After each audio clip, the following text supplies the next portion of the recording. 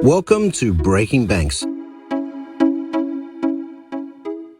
Welcome to Breaking Banks. Welcome back to Breaking Banks. I am your host, Brett King. Joining me in the hosting chair today is Miss Metaverse, Katie King.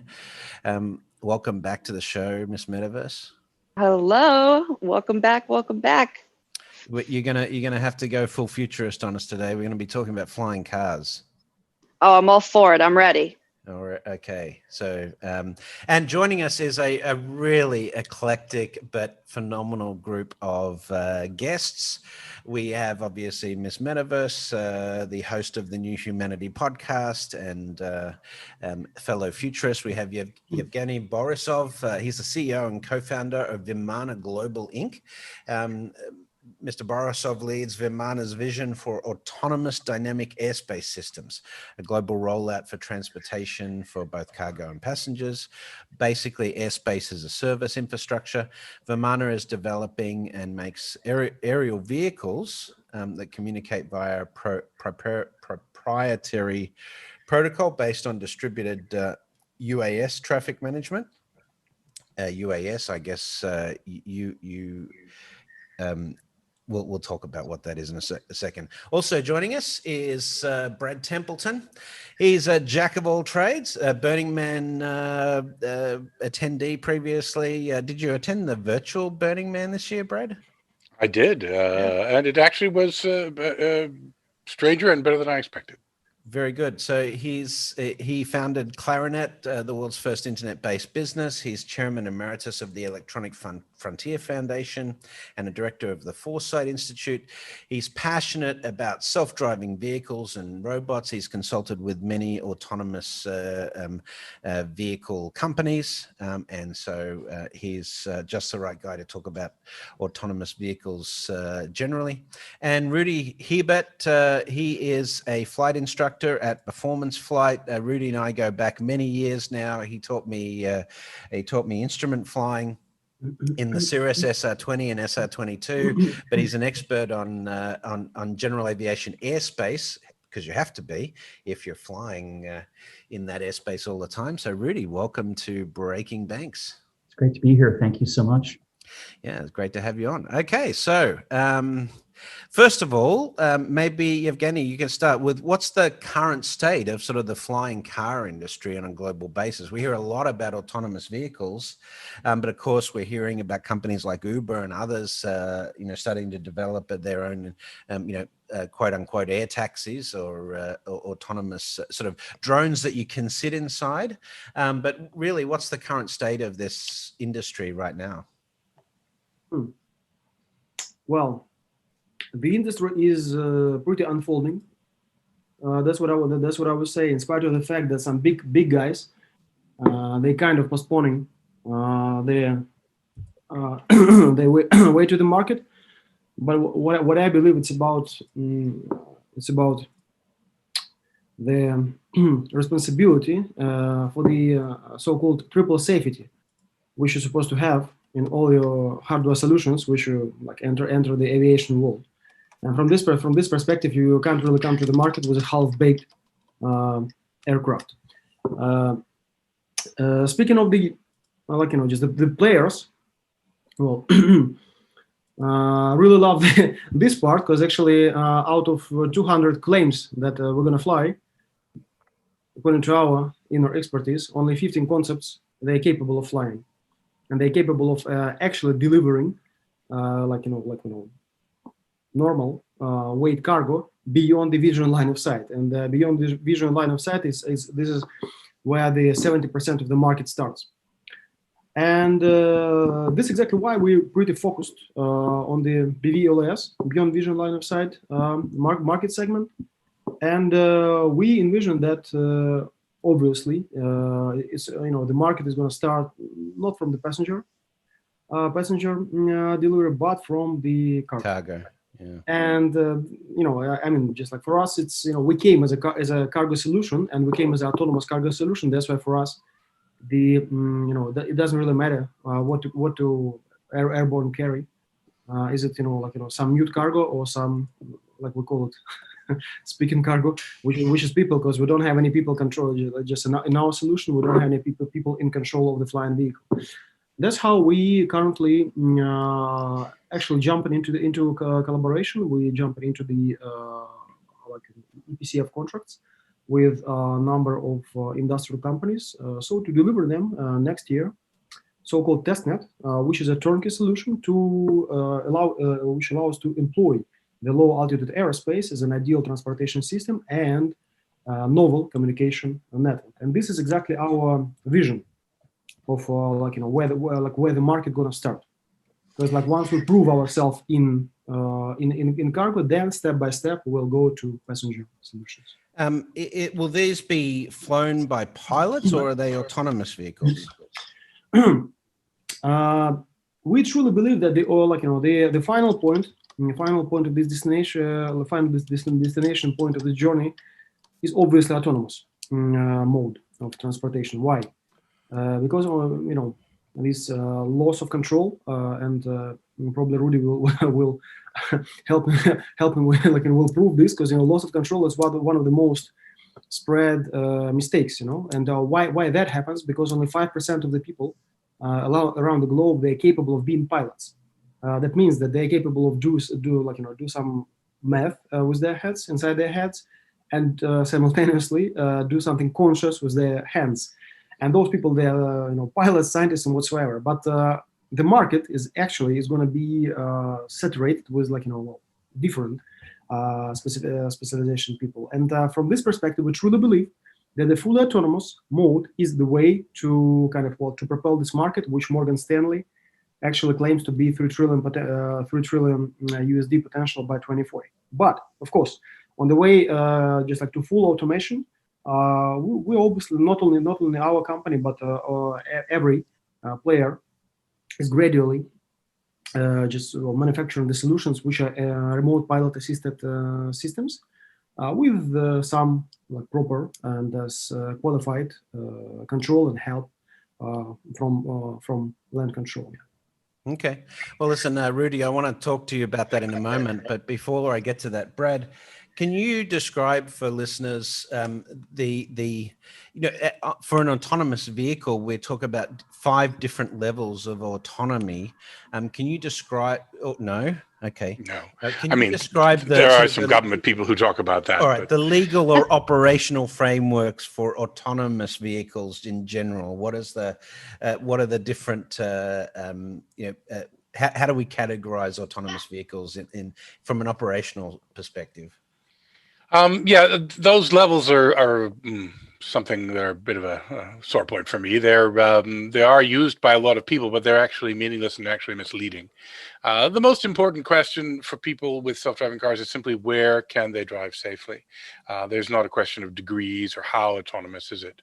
I believe it's there are people who pretend there are levels, but there aren't. So what matters is where can you drive? Can you drive in a taxi service area? Can you just drive the highways? These are important questions that people are working hard to try and slowly gain the territory and gain capability.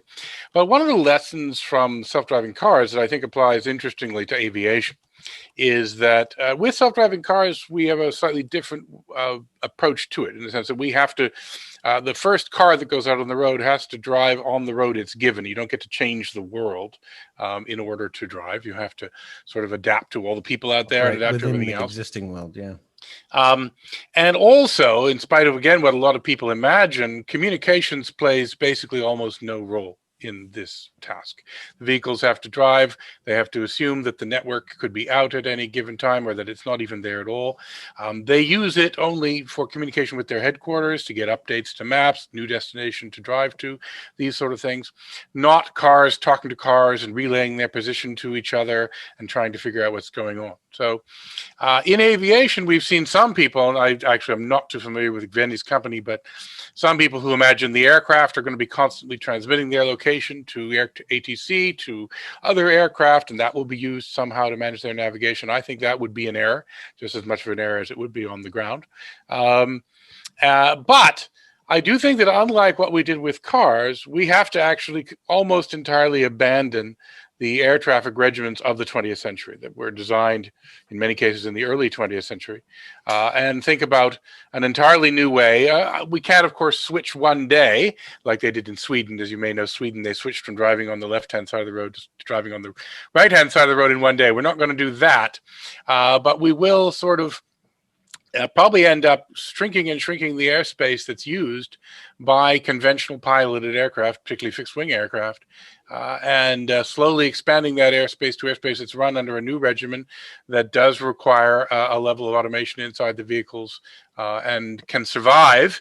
This is why it's very important, can survive any failure of ground systems. You wouldn't want to have a system where the ground systems failed and suddenly all these people who are not pilots are up in aircraft with no ability to control their own vehicle, because that simply wouldn't work. So we do have to rethink the way we manage airspace and the way that most pilots think about airspace management. They'll have to actually understand that's from the 20th century, and it's time to think again. Wow, Rudi, this is the perfect entry for you. Now, we do have TCAS systems on the larger commercial aircraft, collision avoidance systems, and more recently, the US has been rolling out, and in fact, the globe has been rolling out the ADS-B communication system for aircraft to communicate with each other. So what are your thoughts on Brad's comments and generally how the airspace is evolving to incorporate things like drones that will be delivering cargo and packages and things like that? Well, a couple of things. First, I think both Brad and Evgeni are just spot on about the direction and the future developments of airspace. The Brad's comment about how our airspace system is rooted in the early 20th century, I can't agree with more. And I think that the airspace regulations are probably lagging far behind the development. From my perspective as a general aviation pilot, the degree of automation in aircraft is far beyond what we find in cars, simply because it's so much easier. Cars have to navigate by driving on roads and pre-established infrastructure, whereas aircraft can pick a destination and basically fly direct to. If there are conflicts with terrain, obstacles, or traffic, then there is a routing system that is available for them. And these are already largely in place. When we fly instrument flight rules in general aviation aircraft, particularly near municipal centers, all aircraft are following basically highways in the skies. And that's a very old concept that's drawn directly from ground transportation. The idea that we have sort of this airspace where autonomous vehicles, and I agree that the automation is sophisticated enough in order to be able to permit autonomous vehicles, and the communication between aircraft and with air traffic controllers is also good enough right now in order to be able to facilitate that, where people can, where these operations can take place in a certain buffer of airspace pretty close to the ground, and with some coordination between these objects that are flying around, it may very well be possible for a high density of objects to fly on specific missions on relatively direct routes. But if there are obstacles, for example, weather or traffic or environmentally sensitive areas, people's homes, for example, then these aircraft can be routed autonomously around that. So yeah, there's a lot going on here.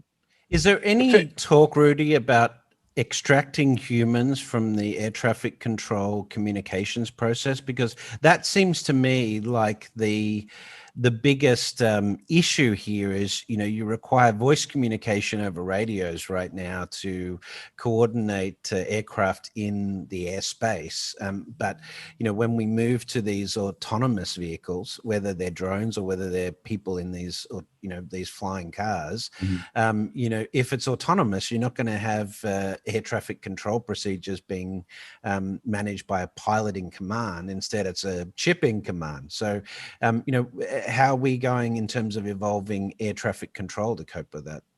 Well, that's a very good point. And you and I know that human air traffic controllers have a limited capacity. We've flown in the New York airspace, and as good as these controllers are, and they're very good, there's a saturation point where there are simply too many targets that can be safely handled by a specific individual. So the technologies that Evgeni and Brad and other people that are involved in this that are developing, that is autonomous vehicles that can, and I think the communication between aircraft and, let's say, a computer system on the ground, and sort of taking out the voice communication.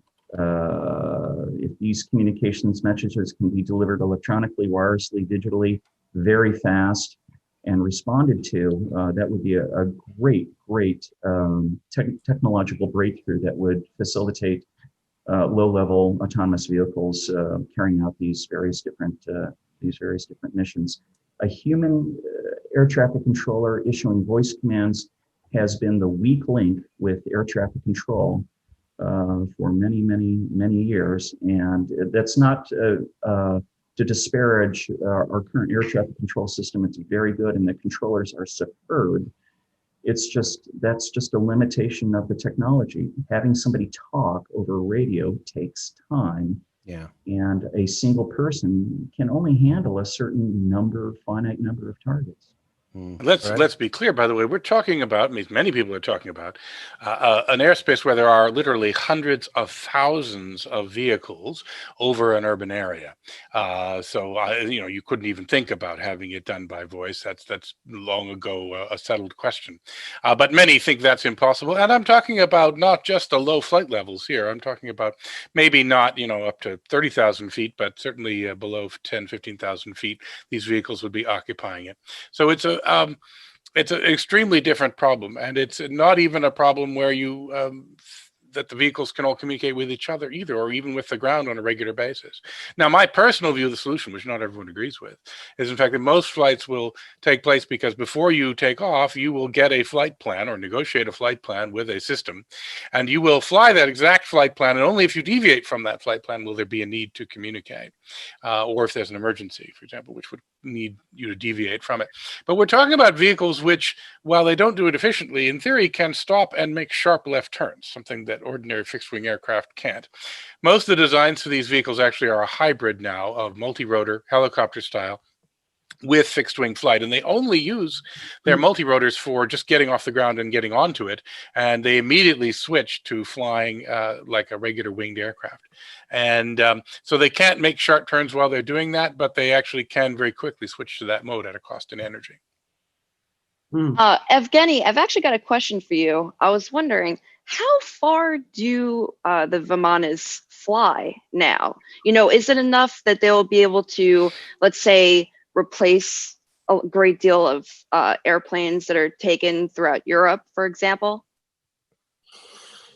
Yeah, the question about the efficiency of the range is always a good question, because we still mean business here. And the flagship version, which we were developing 3 years ago for the one of famous company, not to name it here, it's actually capable of bringing of 400 kg. It's 900 pounds within 900 kilometers, which is 600 miles range. And this is an average performance version. The ultimate performance is going to be higher. But answering your question, are we going to substitute the, let's say, short haul, just airlines? Right. Well, basically, we're currently discussing the one of the pilot deployment of our project, which we were discussing. We actually discussing the creation of the novel network of the distributed warehouses, where we're providing as a heavy duty VTOL airline company, we're providing the autonomous aerial supply chain for the first mile. It's like from producer to warehouse, then inter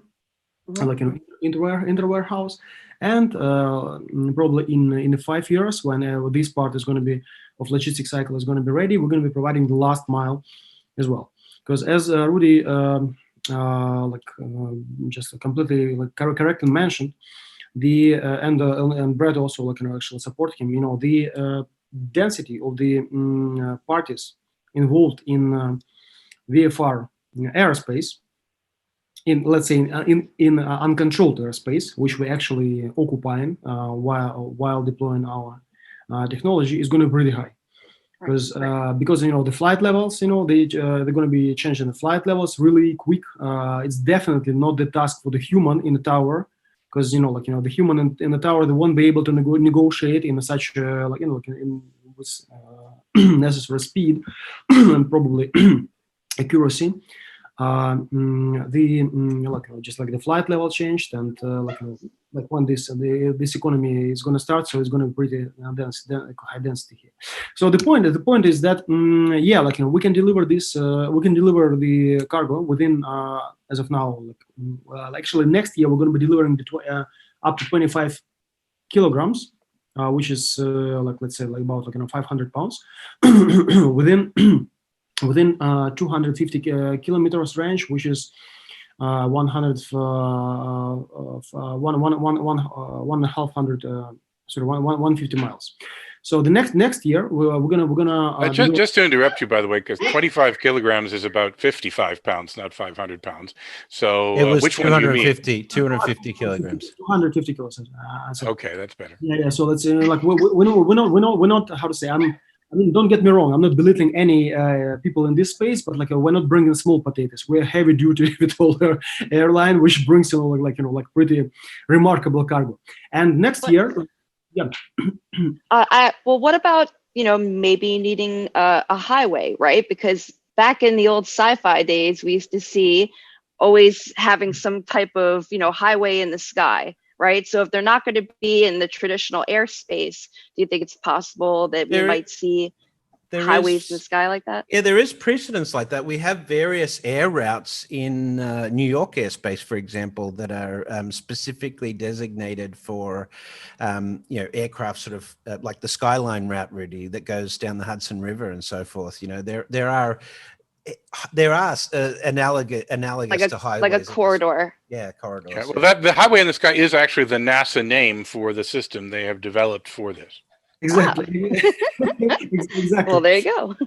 But as of now, they rely on RPAS. It's a remote pilot assisted systems. That's why it's probably like some guy sitting in a room. This is why you need the line of sight. I didn't understand the line of sight requirements before, but.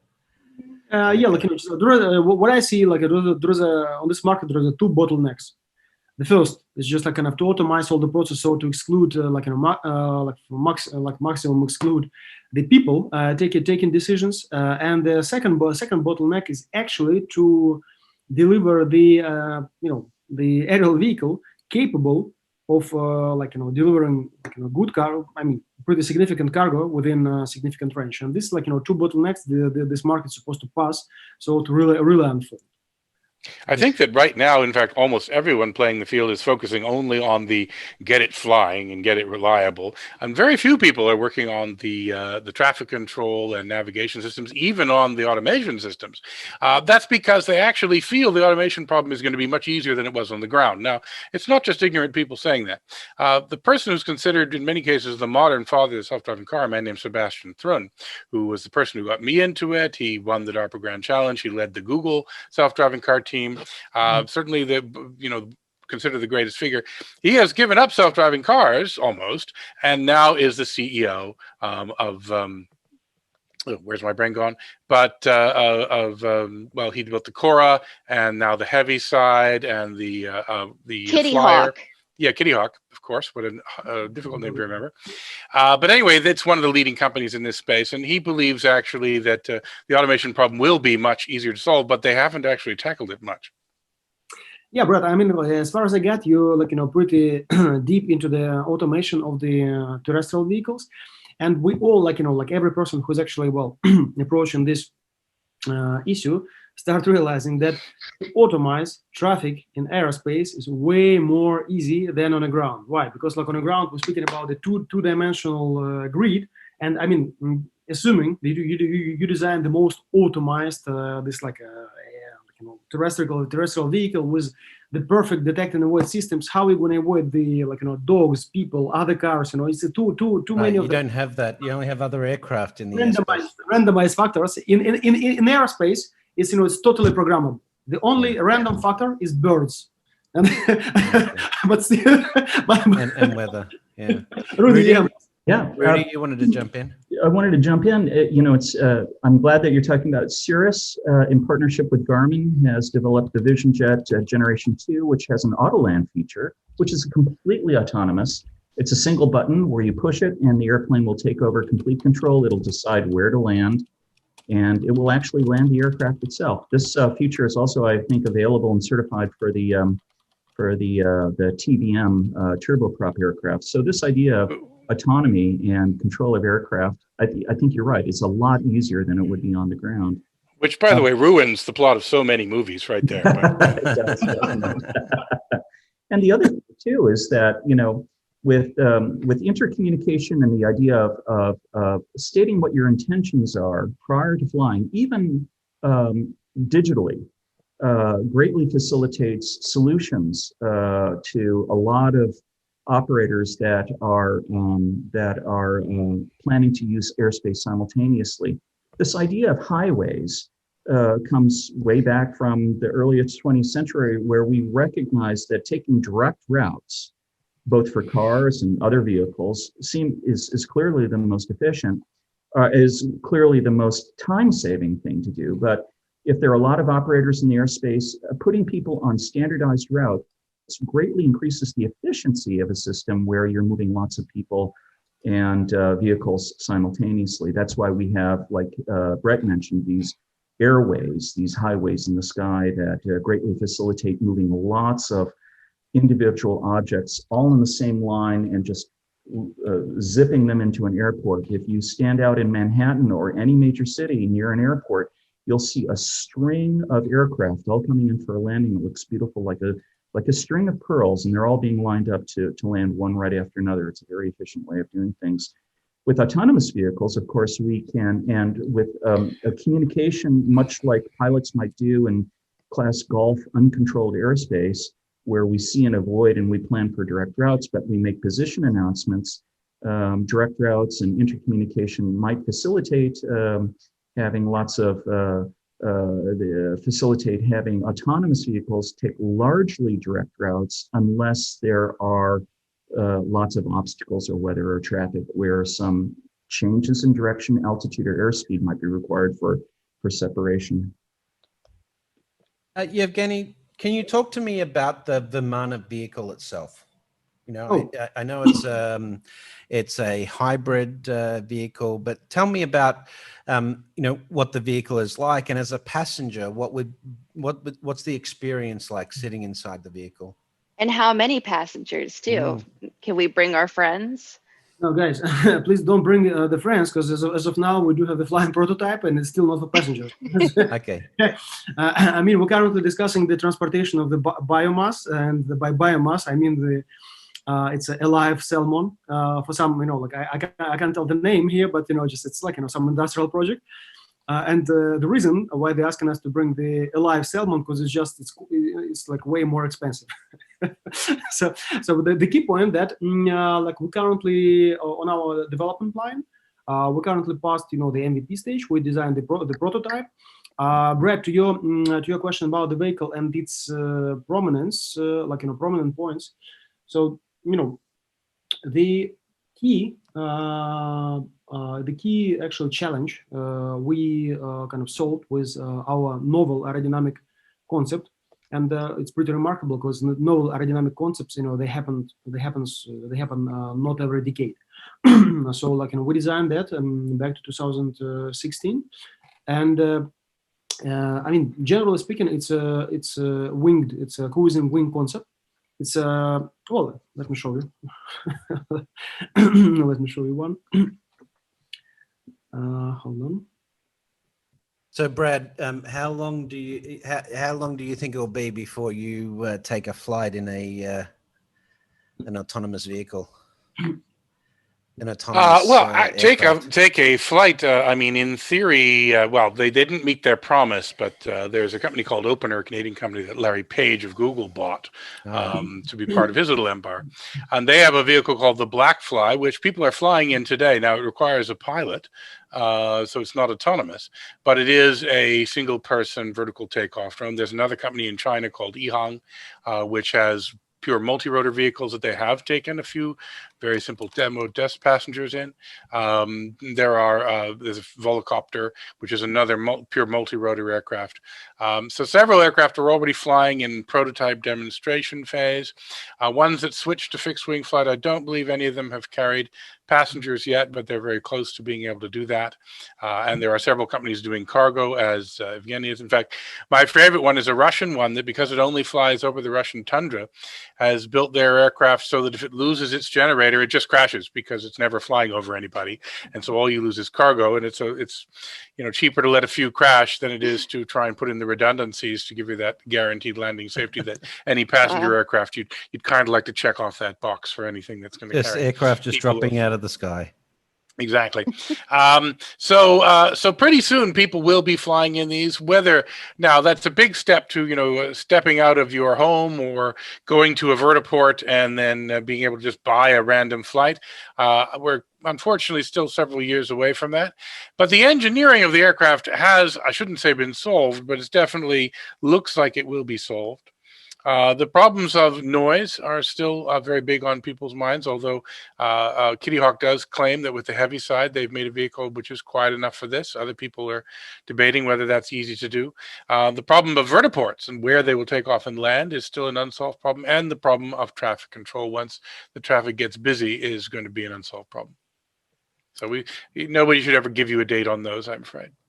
So I can see for radio listeners, Evgeni, they won't be able to see this image, but you've got 4 control surfaces that have 2 engines each, and those control surfaces can move. So they start off as so it's a VTOL type aircraft.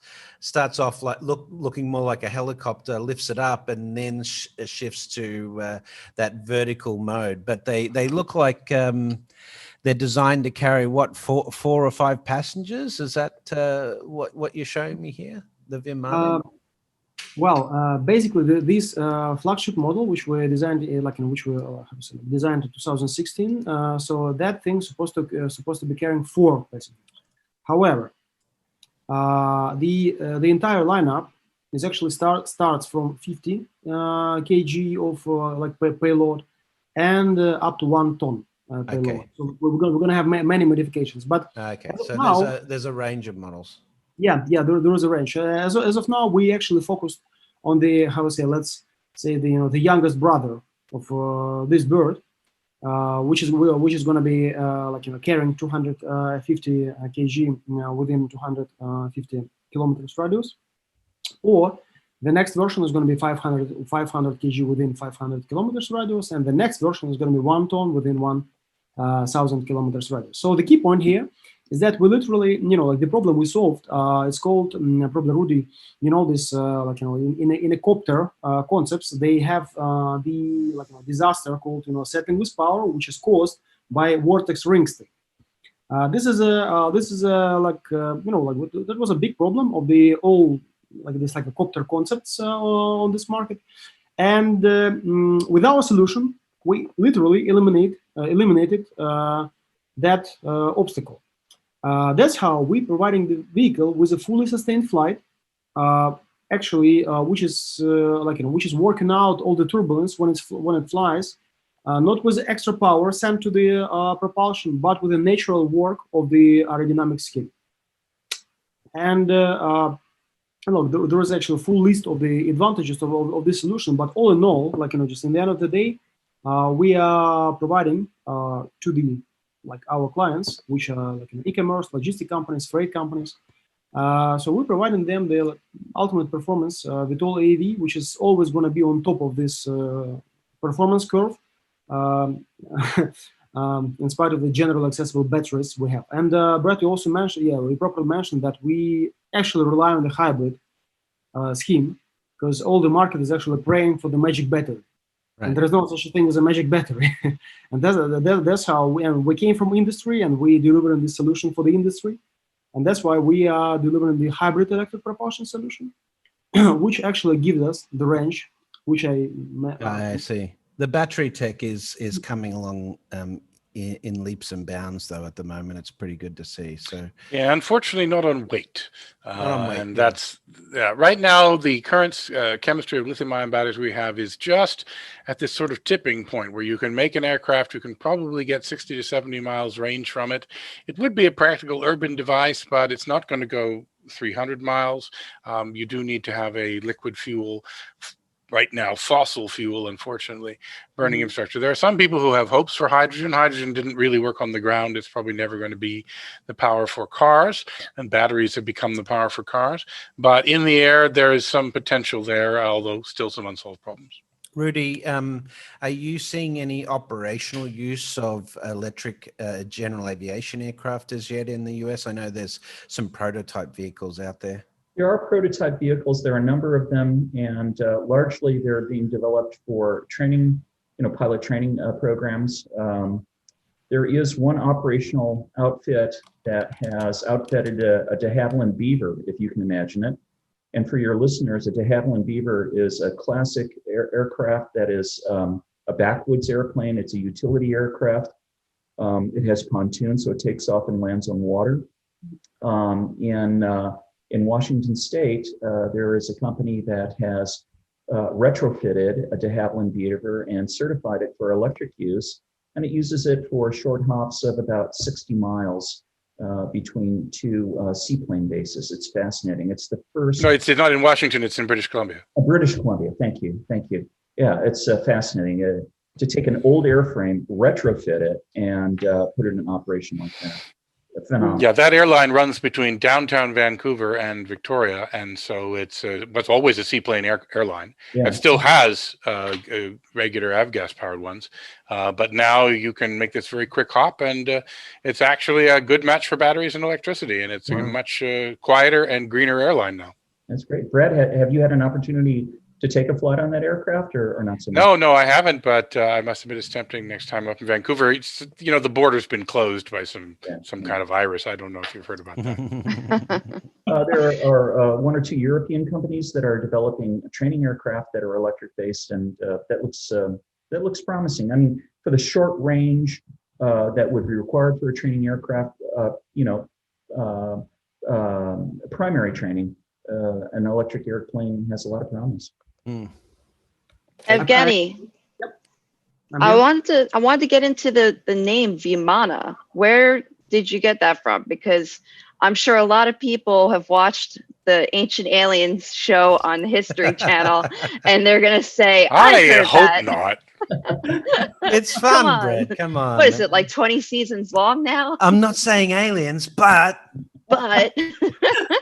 Yeah. Well, anyway, don't get us started. Yes, tell them about the ancient Vimana. Yeah. Well, how to say? It's probably not we. I mean, in 2015, it's not we chosen Vimana, but Vimana has chosen us.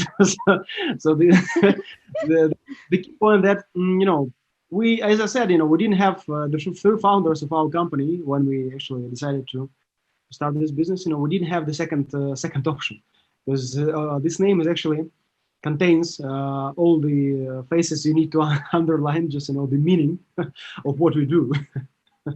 So you're right. It's the first ever word for the aircraft, and it's dated 6,000 years ago in Agora caves in southern India, which is a pretty nice story. Nice legacy. Yeah, it's fascinating. Well, listen, guys, I know we've taken more of your time than I originally intended, but that was just because it was such a fascinating discussion. I was glad you guys were able to extend this conversation. So this is going to be a special episode for our Breaking Banks listeners, but thank you very much. Obviously, we go out on the AM band here in New York, Connecticut, New Jersey area as well. So, I'm sure there'll be a lot of people listening to this episode who've now got a little bit more information about flying cars, but where this is all going. Extremely interesting topic. I think we could go on for another couple of hours talking about this. But Evgeni Borisov, the CEO and founder of Vimana, thank you very much for joining us and telling us about your efforts.